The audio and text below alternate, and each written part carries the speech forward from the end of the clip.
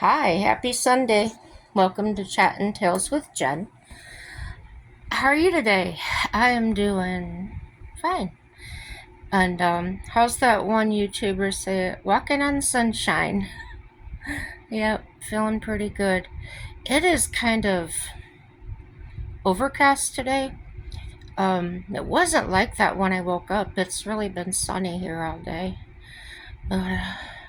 Like, dislike, subscribe, share it with your friends and enemies. No matter what we go through, everything's going to turn out for our good. I just wanted to get that out of the way. As usual, I'll say it again. Um, so today I just wanted to mention that as I do more recipes and things, cooking, um, I'm gonna do some more videos. Seemed like those went over pretty well. I am gonna take your advice, Lieutenant Columbo, about writing things down and uh, by reading your response uh, to the video I posted. Thank you. It sounds like you see me. Um, you see me for who I am, and you're right to um, show me a different angle to look at it instead of just coming at me and, oh, you're wrong, you're wrong. I appreciate that. From the bottom of my heart, I appreciate it. Um, I'm getting teary eyed because I've got allergies, y'all. I took an allergy pill. I should kick in. Well, you probably noticed my last few videos how my eyes look. So,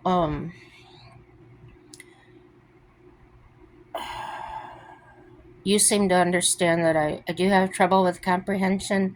I try to make that clear. I tried to make that clear to Elizabeth that show me the evidence, explain what you mean by losing my insurance or something. I don't know what you're talking about. So, yeah, I don't know why you would leave the channel. I'm not begging you to come back. It's just things I wonder, like what happened. You don't want to watch me. That's totally your prerogative. You're not hurting my feelings. But when you say something like that, when you say anything responding to the video, um, show the evidence. If I say something that contradicts something I said before, bring it to my attention. Like I said, I am mentally ill. I do make a lot of mistakes. Um, Everybody makes a lot of mistakes. I'm no better or worse than anybody else. Um, Lieutenant Columbo calling me a diva, calling me a queen. That's funny to me most of the time, but sometimes I think about it and it makes me feel really bad. Because I don't know how you mean it. Are you being sarcastic? Are you being funny? Um, that's part of the empath in me is I want to sit and think. I want to see the whole situation for what it is. I want to know where people are coming from. You know that. You've been watching for a while. But knowing that where people are coming from comes from past experiences. Not knowing I wasn't grown up when I was growing up. I wasn't exposed to a lot of sarcasm and things like that. So I was really naive growing up. When I got to my 20s, things I didn't understand what people were saying when they were being sarcastic. And then I became good friends with a lady, and she began to explain this life to me. So a lot of the things that I've learned have been through other people, except the things I do know for a fact and from myself. Um, I do appreciate your feedback. I do feel like, how do I want to say this so I don't sound creepy? You're kind of in my life. You're kind of important to me, as far as respecting you, the things you say. There's no malintent to it. You sound encouraging, and um, being truthful, telling me the truth, not telling me off. Does that make sense? Gosh, I feel like this video is more for you, but that's okay. You deserve it. It sounds like you know a lot. It sounds like we may be closer in age, if not in numbers, in experience. It sounds like you've overcome many things that maybe I already haven't. I should say I already have. You already have, but maybe I haven't yet. And maybe there's things I've overcome that you haven't yet. And it just seems like we've got a nice mesh there in that respect. And we seem to have respect for each other. Let me know if this encourages you. I hope you get enough acknowledgement for who you are. And I hope that you're seen. And speaking of seen, I've mentioned him before. He's been really on my mind lately, and that's John. He's the native that owns the bar down the street. And we had some kind of a connection. Spiritual connection. I don't know what to call it. But once in a while, the karaoke that we run around to do karaoke, comes out here. In my town, my friend Sherry and I looked up the population number yesterday. The census says that the population here is 186. So I was wrong when I was saying 200, 300, 1,000. It's under 200. So that's how small my town is, guys. Anyhow, when she was talking, we were reflecting on things. One of the things that we talked about was when I was going through the horrible time and I was hiding from my ex. And that's a hard time to remember. But I'm going to focus on the positive. Sherry and I weren't friends. We were acquaintances because I went and trimmed her horse's feet for her. And when I was there one day, soon after that happened, she had called and wanted her horse's feet trimmed. And I really wasn't in an emotional state of mind to do that. My emotions, everything was scattered everywhere. But I really needed that few dollars for gas and whatever else I needed, food. So I told her I'd be there. Well, I went there, and she had a young stud colt. Well, not too young. He was probably 2. And like kids are terrible twos. They're going to try you. And as I was doing his feet, he reared up, and his knee, because I was bent over, if you can imagine this, and I was in the process of setting his foot down. I was facing his back end. And as I turned around, he reared up, and his knee caught me here and went up this way. It kind of jacked my jaw. So that kind of, when you're emotional already and you get hurt or something happens, stub your toe, you kind of react. And I knew better than to react on an animal. I wasn't doing that, and I wasn't going to lose my customer. So I took my elbow and I just elbowed him in the ribs to make his feet move. And she said, "Did you hurt him? Did you hurt him?" And I said, "No." I said, "Have you ever seen a horse kick another horse?" And it's a lot harder than that. And we were fine. We went into her house, and she invited me to stay for supper. And right away, I said, "No, I don't think so," because I knew how I felt. I knew I just wanted to run away and get off to myself again. And she says, "Well, why don't you just stay here and have a cup of coffee with me?" And as we were sitting there, she was reading my body language. I wasn't aware I was projecting anything. She's sort of an empath too, and I don't want to say sort of. She's amazing, an amazing person, and I was really blessed to find her. Um, so anyway, she got it out of me. She just kept at me, and then I just kind of. She was the first person I had seen since all this happened, and I just spilled my guts. I told her everything that had happened. And we've been friends ever since. So anyway, one day we were sitting out on our front stoop. Sherry didn't smoke in her house.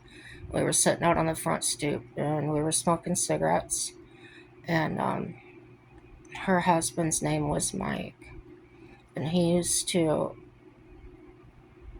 come over, I'd get home, and he would sit there with us, and he would always say things jokingly. But in a very familiar way.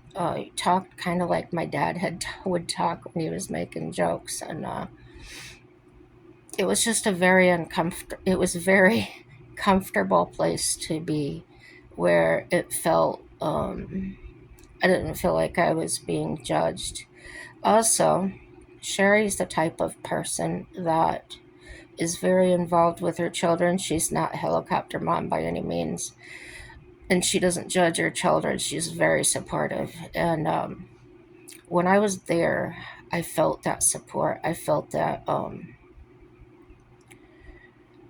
I just felt so comfortable. So we were talking about these things and getting back to John. We were there doing karaoke one night. I had never met him. I had seen him cross the street a few times when I was driving through town and waved. But I was sitting with my husband, and he was across the room. I was kind of watching him because he knows everybody. He was talking, um, and he sits down and he's talking with people. But while he's talking, he's just staring across the room at me. And I started feeling like uncomfortable. Like, why is this person staring at me? Um, I wasn't sure who he was. I didn't know he owned the bar. I thought he worked there. And my husband gets up to sing, and this guy, John, walks across the stage, sits down right beside me, and he says, puts his arm around me, and he says, I want to tell you something. He said, I see you. And I was like, of course you see me. I'm right here. And he says, he gets like in my face, and he says, no, I see you. And so I brought that up yesterday because it's really been on my mind. Like, what does that mean? And every time I see him, he's just as like he would cross the road just to come say hello to me. And he's not creepy. He doesn't give me any weird feelings or anything. There's something about him that's just there. So I was talking about this to Sherry yesterday. Like I said, it's been on my mind, and she said, you know what that means, don't you? And I said, no, not really. And she said, that means he sees who you are. You truly are. And I said, okay. But in my mind, I'm thinking, how could somebody know who you are without knowing you? I have ideas, Do you guys have any ideas about that? You think that's possible? I know I can read people's body language. I know I have a thought that maybe I can sense a good person or a bad person, but I try not to go on feelings anymore. I go by evidence and what I see. So, yeah, let me know if you think any of that. But what I was saying about Sherry is because she's such a mother, um, she explains everything to me. Like I could say something and she'll say, "Oh, did you try this?" Or, this, that, and the other. So I get a lot of feedback from her, and I miss that. But I don't bother her. I don't get in her life and get in her business. I mean, she's got children and grandchildren and all that, husband, and her life is just very great, exciting. Um, the way I see it from sitting here, her life is very full. So, shout out to you, girlfriend. I think that's all I wanted to say about that. I could brag about my husband for days, but you might get tired of me telling you that. Um, he's very incredible. So, feeling like I really am starting to feel like I mean something. There's a purpose. I'm here. I could say it all the time. I could believe it, but to feel it, to experience what that feels like, is a foreign feeling to me. I've always been the one to. I always felt like I had to do something to make to get any thought from somebody. With my mother, with my siblings. If I wasn't doing something for them, then I wouldn't even be thought about. That was evidenced by lack of phone calls. The only time, and this is what has been proven to me by evidence, the only time I heard from my mother and my brother is when they wanted something, when they needed something, and it was usually something, my time, my labor, do something for them because they didn't want to do it. My brother would show up uh, middle of the night with somebody's kids because he had this girl he wanted to take out and she didn't have a babysitter, and dump her kids with me. Well, of course I wasn't going to turn them away. What would they have done with them? I didn't understand why she didn't have a relative or somebody that could have taken them, but that's just the kind of person I've always been. I just pitch in and do. So, relationships to me have always been challenging that way. And the people I married, looking back now, because I don't have that type of relationship, it was always, how do I say that? Being there for them, providing what they needed in hopes to get something back, but never did. But it really took, honestly, it took meeting Mike and being genuinely treated consistently, constantly, shown that love, told every day that he wants me to know that he loves me, has been there for me, has stood by me every time I've been sick, just slept in a waiting room while I was in the hospital. And I got a taste of it when he was sick recently, about how terrifying that is. And all I could think the whole time was, how did he do this? How did he, the time I was flown to Minot in a jet when I was dying, or when I was in the ambulance and I was dying or I coded, he had to go borrow a vehicle from our landlord. I mean, he did all these things that I thought, I probably would have never thought of that, or I probably would have never had the guts to do that. And when I back off and I look at the big picture, how amazing this man has truly been. I gotta back up. When I first met him, I wasn't impressed. His clothes were too baggy, his shoes were too big. He looked raggedy. He had bad teeth. He was shorter than me. There was like all these things that in my human flesh rejected. But he was very nice. And I was ready to just tell him to get out of my life. I felt so frustrated, and that's the phase I was going through. I felt like I wasn't worth loving. I felt like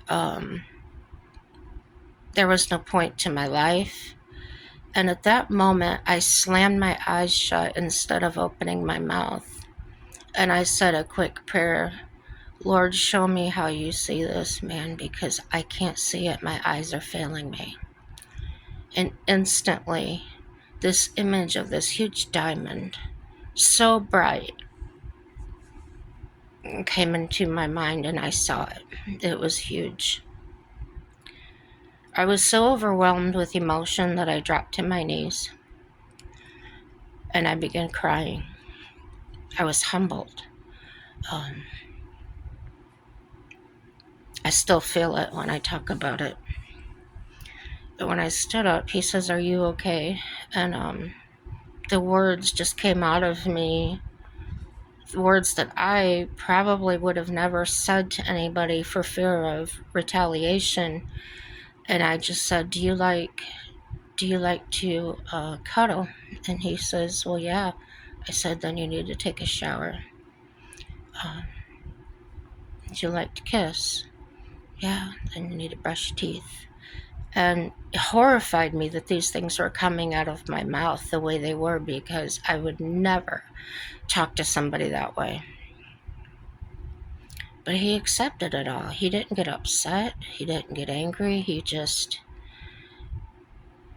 I was dumbfounded. And all I can think of is that God knew exactly how to talk to him in a way that he would understand it. And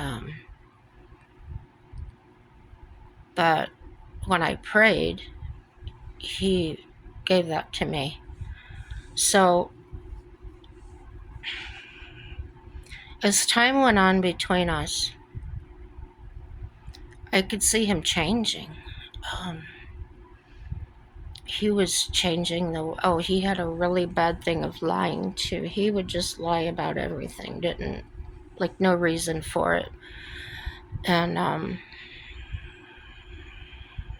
he stopped lying. He stopped a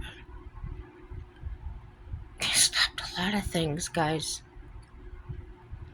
I never nagged him. I never went into anything like I had that day.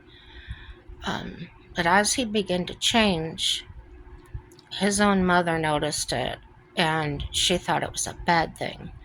And she called me a she-devil, saying that I was changing her son into somebody he wasn't. And it hurt, but I didn't talk back. I was raised to be respectful to my elders and things like that, so I just took it. I just took it like I would take anything else from my mother or anybody else. I just took it. I took the blame. But Mike didn't. He didn't let me take that blame. He got on the phone with his mother and he said, what I'm doing in my life, that the changes I'm making are mine. Jennifer hasn't done those things to me. I'm doing it myself.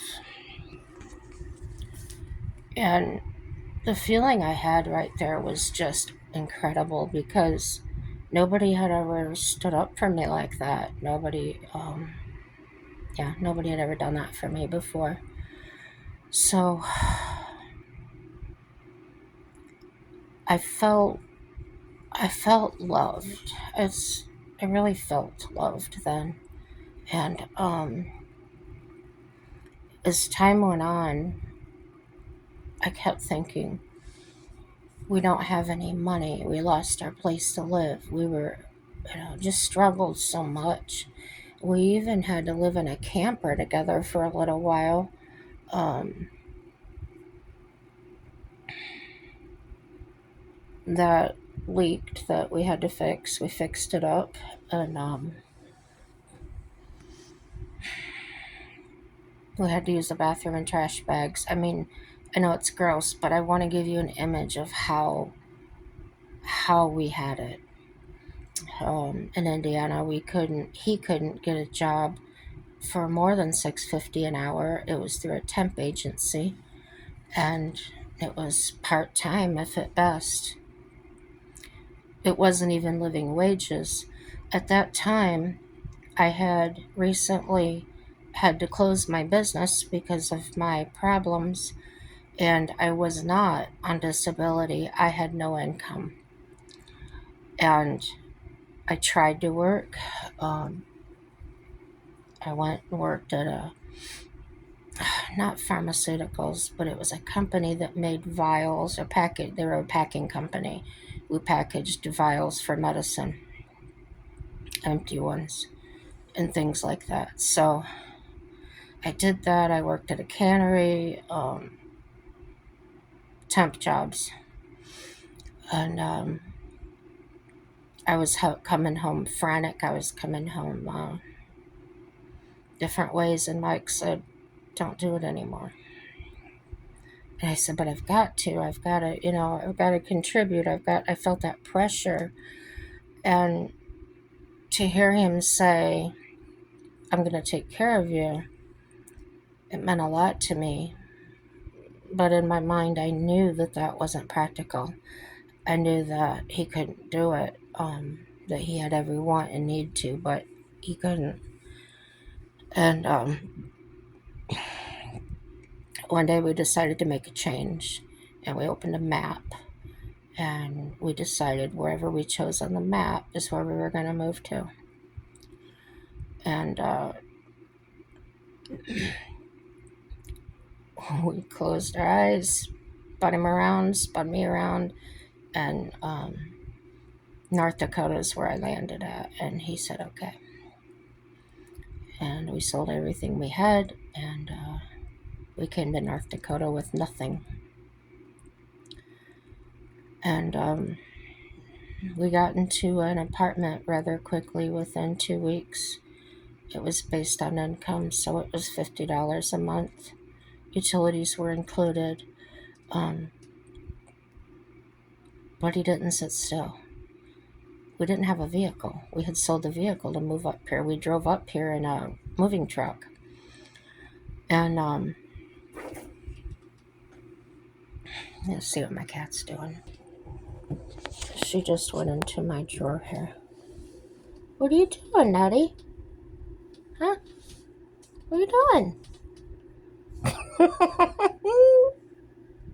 She's so darn cute. Yes, you are. You're so darn cute. You're my good girl. She does things like this, like she's bored or something. It's usually when I'm doing videos and stuff. She wants to be by me, but she's gotta be doing something, getting my attention. She's cool. So yeah, that's how it went. He was up here, we were up here, and the apartment was like in the middle of town, and it's not a big town either. He started walking. Absolutely started walking. He walked every day, all day, until he found a job. And then when he found the job, he walked back and forth. And not only did he walk back and forth, if they called him back, even he would just get home, they would call him to come back in for something, and he would just walk back there. rain, snow, nice weather, cold weather, whatever, he did that. So while he was sick and laying in that hospital bed, all those images came flooding back to me. How this man has been so strong and so absolutely beautiful. And that image that God gave me of him being a diamond, how much God really thinks of him. And I think if I hadn't asked God about him, I probably wouldn't have stayed with him. Because in my flesh, I was thinking the opposite. Isn't that weird? Sometimes we can think something so bad when it actually turns out being really good for us. So I encourage everybody and question your reality. Are you really being treated well? Are you really happy? And if you are, I'm so happy for you. When you're in a rough spot, how do things go? I want you all to know that I went through hell. Everything was taken from me. I had to sell my baby horses. That just ripped my heart out. I lost my husband. I lost him to another woman, which that's fine. I didn't grieve that. What I grieved was that when he did that, he thought he was going to get money from my dad's passing, and him and her made this plan, and they did that. So they didn't get any money. I didn't get any money because he had lived a year past the time that the pension guarantee would pay out. And it made me so happy. I just smiled. I didn't cry about losing my dad. It was just ironic that I had taken care of him the last year of his life, the last 2 years of his life, and that them saying he lived a year past. I still smile about it, and I thank God. I said, I would have much rather have had that year with him than that little $15,000. That would have saved my house. That would have done a lot as far as putting back in what the man had taken out from me, my ex-husband. But looking back too, I wouldn't have had the relationships, maybe met the people that I met, and done the things that I had done that since then that led to where I'm at now. And that's how I can tell you truthfully that no matter what happens, no matter what it is, everything will turn out for your good. Cling close to Jesus, pray, seriously repent of your sins, and just ask him into your heart. That's what I had done. And right after I had done that, that's when my whole life blew up. That's when I got into trouble with my husband leaving and my dad dying and my horses going, and it hurt. And I could have easily blamed God. I could have said, look, I submit myself to you and then you take everything away. But I didn't. I was still open-minded. Oh yeah, I was scared. Oh yeah, I was hurt. But I didn't blame God. I'm amazed at myself for not doing that. So when bad things happen, don't blame him. Look for the next thing, the next step. Sometimes it is just that step at a time. Sometimes it's a breath at a time. And that's all we can do. I know I went through times like that. I just could sit there and that's all I could do. I couldn't do anything about money or my car caught on fire. There was lots of things out of my control that happened during that time, and that was in 2007. By 2008, had my business was going better. Um, I was getting part-time jobs in between. I got my house back out of foreclosure. I did so many things. But when I lost it for the third time, I was laughing so hard because the money I had come up with to get it out of foreclosure 2 other times was a lot. And then this time I had lost it for property taxes that I couldn't afford, which was only $1,200. So I laughed, and I just kept, I'll say that a lot. If you ever hear me, I'll say, and then you laugh. When I say that, what I mean is there's nothing else to do. You just laugh about it, and then you laugh. So be encouraged, be inspired. You don't have to believe me, but you can certainly try it for yourself. Um, it may not be the same way for you. It probably won't, because we're all individuals and our lives are so different. But I want to thank you all. Thank you, Lieutenant Colombo, for helping me to open up more and explaining things. Kind of reminds me of what Sherry would do for me. I used to call her all the time. Well, so and so said this or this, and she'd say, "Well, what if you look at it this way or whatever?" And yeah, so that was familiar to me, and I thank you for that. And no matter what it is, guys, everything is going to work out for our good, for your good. Um, be happy and have a happy day. Bye bye.